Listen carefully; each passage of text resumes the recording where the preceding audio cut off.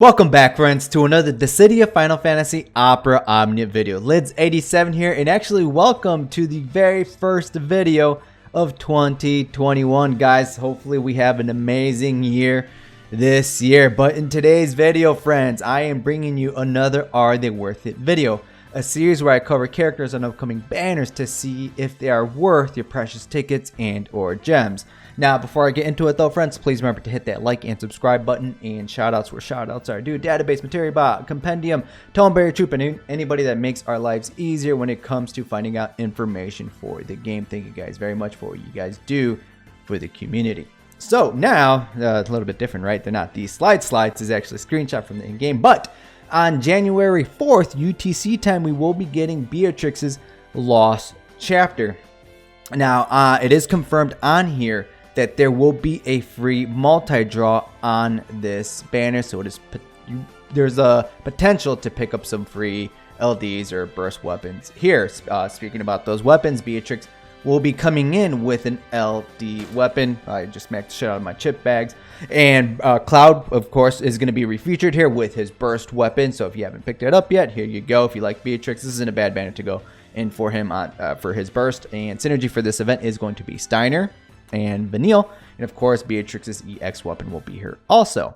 Now, let's go ahead and take a look to see what Beatrix is going to be bringing to the table with her Lost Chapter. Now, those not familiar with Beatrix, she is a magic party stat buffer defensive buffing unit with battery and HP healing built into her kit. She's going to be receiving a rework, and she will be receiving dispelling capabilities with her LD weapon. She can also completely negate HP damage after using her EX ability, and this is after using her EX ability, this is going to give her longevity with one of her abilities, which we will talk about in a moment. And let's be real, guys, she is an absolute badass in Final Fantasy IX. She can literally one-shot your party. All right, it's happened. She makes you feel like garbage, like you're horrible at the game. You almost die, and after you're done, like, gosh damn, I'm so bad at this game. She like one-shotted me.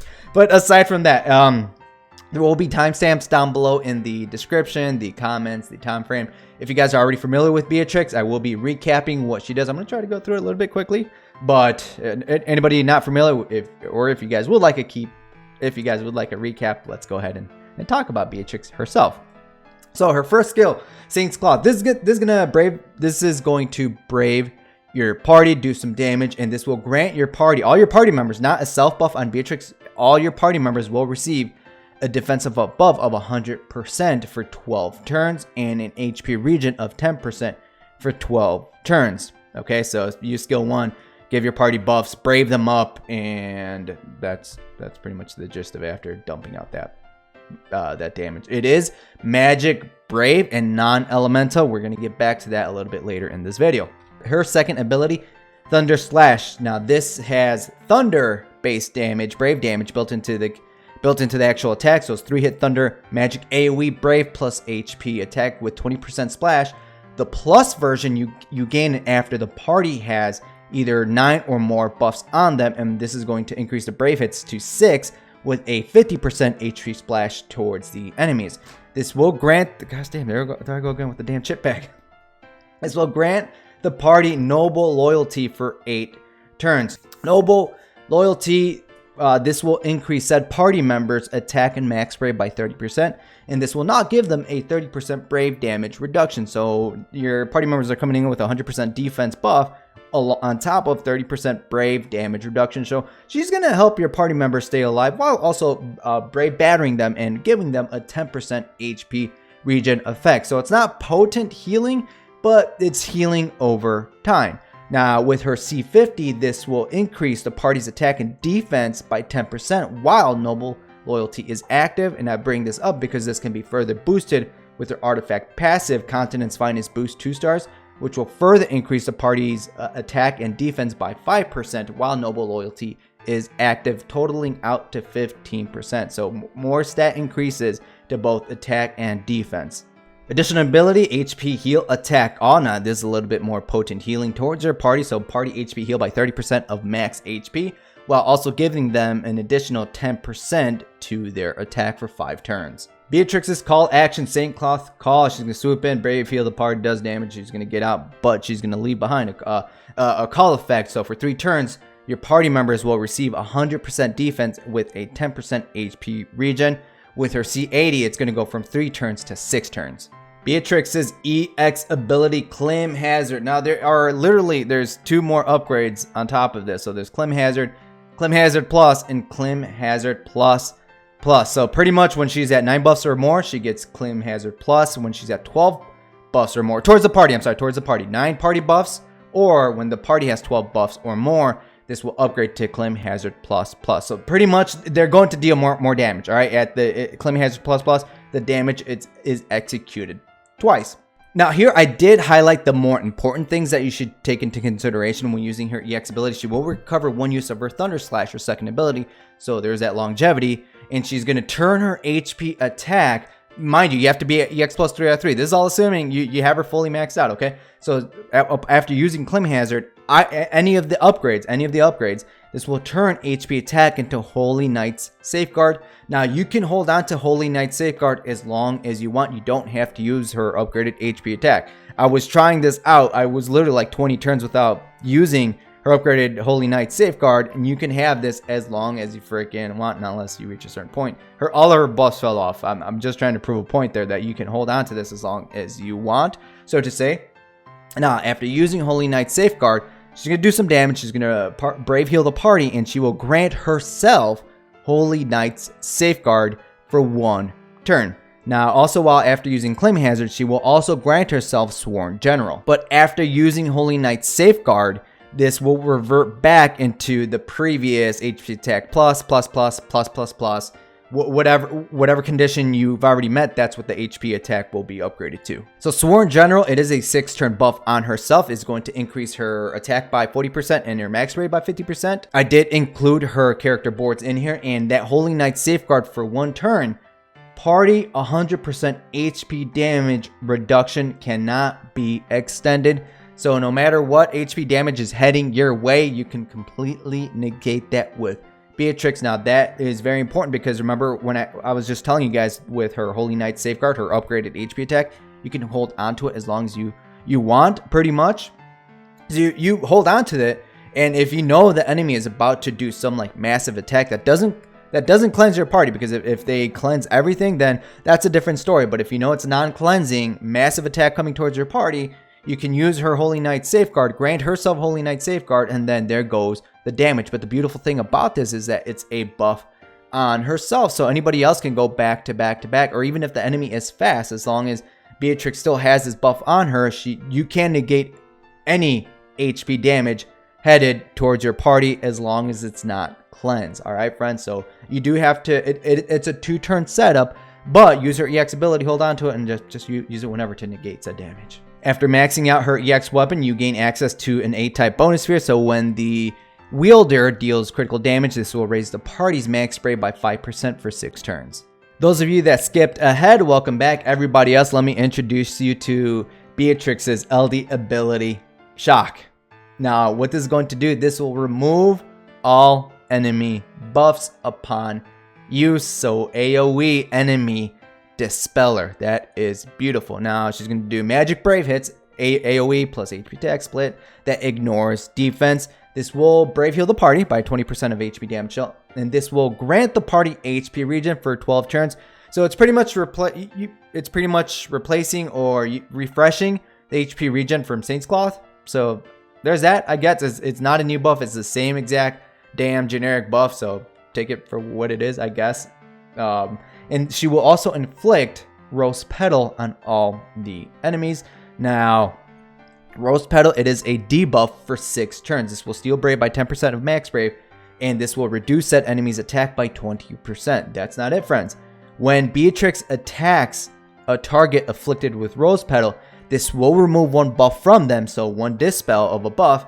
She will follow up with damage, and this will brave heal the party based on 30% of HP damage dealt. So still sticking true to her being able to dispel the enemy. So this is pretty nice because now she's a dispeller. She's not on top of her defensive buffing stat increasing capability towards the party, now she can dispel the enemies. And this is going to come in very handy for her own Lufenia, and even some later down the line. For example, like, what's her face? Arciala, where you have to remove a buff from the enemy in order to increase the special counter. So if you guys are in need of a dispeller, then Beatrix is a nice option for you guys. Her 7-star armor has the Encouragement's Keystone, which is going to increase Brave granted by 30% and allow her to exceed the cap, or can exceed the held and HP damage cap by 10%. So there are some cons about Beatrix. LD HP regen is unframed and replaces her own sync slot to HP regen. Pros and cons about this one, truthfully. I mean, if it's a nice way to refresh it, 12 turns. It's not a new buff entirely, which would have been cooler, like a framed, named buff with more HP regen. So just more potent HP regen towards the party, because again, it's 10% over time, which you might need a potent healer on the team, give or take, depending on how you plan out your team comps. But the HP regen could be a little bit more potent, in my own personal opinion, if you're using her as your primary healer. All right, so now she does grant herself 5 buffs. So be very, very careful if you bring someone else that grants the rest of the party more than 1 buff, because she has 2 generic ones on her HP regen and her defense buff. So you could potentially push those off. I mean, if there are other buffs that you would rather have on her, I don't know, if some like really beefy attack, hey, by all means, then go for it, I guess. But just be very careful for that, because now you're gonna be reducing. I guess the more important one is the defense, 100% defense. So she's gonna be a little bit more squishier, so to say, and she heavily relies on buffs on your entire party for her actual utility to upgrade her actual kit to upgrade. For example, like her Clim Hazard. All right, 12 buffs in order to go to Clim Hazard plus, which she deals out a lot of damage. So be very careful if your party members get dispelled or they have a lot of debuffs on them, because now you're starting to weaken Beatrix. All right, friends, now we're going to talk about them Lufenia bosses. These Mirrorless, there's going to be 2 of them. They will resist dark and they will be immune to HP attack disable, Saripkevka and Arciala. Special counter will appear at 69%. That's kind of spicy, and this will never go away after it appears. Good luck. Okay, I'm not trying to scare you guys, but you can increase this by 10 when you dispel a buff. I will be leaving a link down below in the description to the Toneberry's Troops Lufenia research page. Check it out, guys. Beautiful page if you want to just have this up while you're running the stage, or if you want to look up ahead to see what is heading our way in terms of Lufenia stages. Check it out, guys. Beautiful page, beautiful research. Thank you, Toneberry Troop, for that page and the research that you guys have done. Now, quick tips is that when one enemy reaches 69, 49, or 29% HP threshold, they will both cleanse themselves and gain 6 frame buffs. Now, this only happens when one of them reaches that threshold, so be very careful with that. And removing 1 buff at a time can really help you extend the special counter, because you have to remove 1 buff from them in order to increase the special counter by 10. If you do AoE Dispel, they have no buffs, they don't act, you delay them, or if they don't buff themselves up, you could potentially screw yourself with the special counter. It could tick down and your party's dead. So just keep that in mind. Be very careful. Talking about dispellers, here are just some examples of some dispellers you can use on your team composition. Cloud, Peace Energy 4 here with his Crimson Edge. That's his World of Illusion weapon. Go get from the weapon shop for 10 power tokens. Equip it on him. Whenever he crits, he will remove 1 buff from the enemy once per turn. Beatrix with her Rose Petal, so her debuff. And Vanille, or with Vanille's actual sphere, which whenever the wielder breaks a target, they will remove 1 buff from said target. Now, be very careful with AoE full dispellers, like upon Beatrix using her LD, because again, this is a enemy-wide dispel. Or Arciala, even though her HP disable is immune, or it is resisted, she does have AoE dispels too. So, I mean, if you can make her work, you can make her work, right? But like I just mentioned a little bit right before this, is that just removing 1 buff at a time is going to increase the special counter by 10. If you remove them all, it's going to increase by 10. They don't buff themselves, and the special counter counts down. You're screwed. Your team is dead. So just keep that in mind. You could make them work, but just make sure they act so they can buff themselves again. All right, friends, now we're at that portion of the video. Are they worth it? Is Beatrix worth your precious tickets and or gems?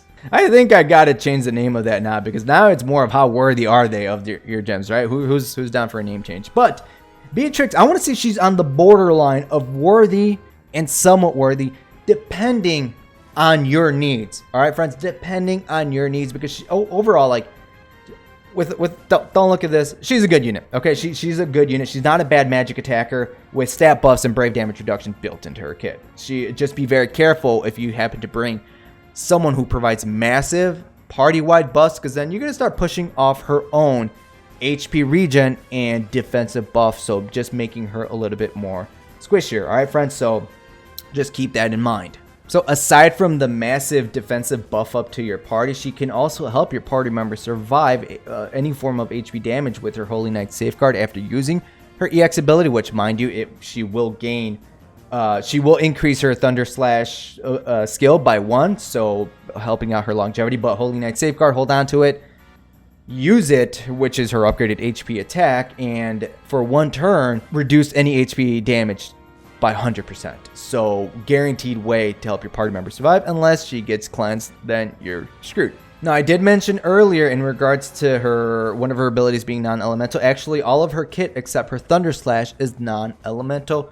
So theoretically, you can enhance her with an element and then imperil the enemy with an element. So the only ability that won't be affected by that is her Thunder Slash, because it is thunder base. So I guess if an enemy is resisting the thunder, I guess you could still use her by that means, right? But so use her Thunder Slash if there's previous waves and they don't resist thunder. I guess there you go. That's one way to work around that. And her LD it's beautiful. It's a beautiful addition to her kit because it makes her into a dispeller. AoE upon use, and then every time she attacks that target inflicted with Rose Petal, she's going to remove a buff from them. Now, this is where it's going to matter, right? So first and foremost, we are going to be getting 1 free multi-draw. So thank you very much, Square, for that free multi-draw. You could pick up, it's possible you could pick up these weapons for free. Now, where it's going to matter on my worth meter of somewhat or worthy is, do you have a dispeller? That's where it's going to come into play for your team compositions. Because if you do not have a dispeller on your teams, if you don't care about RCL later down the line, and then I would recommend you pick up Beatrix. Then I would say she's definitely a worthy consideration for you. You'll still be fine, but I would say she is a worthy consideration. If you have dispellers, then I would say she's somewhat worthy because you have someone that could fill her role, so to say, but she's still a good unit overall. So if you do pick up her kit, she will be nice to bring on your team compositions. Again, just be very mindful of her party-wide buffs, and again, she has 5 buffs to herself. All right, friends, so again, depending on your situation, you don't have a dispeller, worthy. All right, consider picking her up. If you do have a dispeller, then I would say she is somewhat worthy for your team roster, unless you absolutely love her. If you love her, pity, right? But that's what I'm going to say at the end of the day, where Beatrix lies on my worth meter. That is it for this video, friends. I want to thank you guys for watching my Are They Worth It covering Beatrix. Be sure to let me know down below in the comments, especially if you're a Final Fantasy IX fan. Just let me know how absolutely shocked you were, that no pun intended there. Oh, no pun intended, when she absolutely decimated your team. All right, I was myself shocked. I was like, wait, did I just lose the game? But no, it just happened. But are you guys gonna go ham for her? Me personally, I'm probably gonna throw a bunch of tickets on her banner. Maybe like 100, 200. If I pick up Cloud's Burst in the process, that would be awesome. I do not have his Burst yet. And I don't mind Beatrix. I did max her out as a global first unit when she did come out. So having her LD, that'd be pretty nice. It will allow me to bring her on set content. I can bring her on that RCL Lufenia, where you do have to remove 1 buff at a time. So that'll come in handy there. But aside from that, if I don't get her LD, I won't be sad, because I do have other dispellers on my team compositions. All right, friends, so all that wonderful stuff down below in the comments about what you're going to do on this banner. And until next time, friends, good luck and have a good one.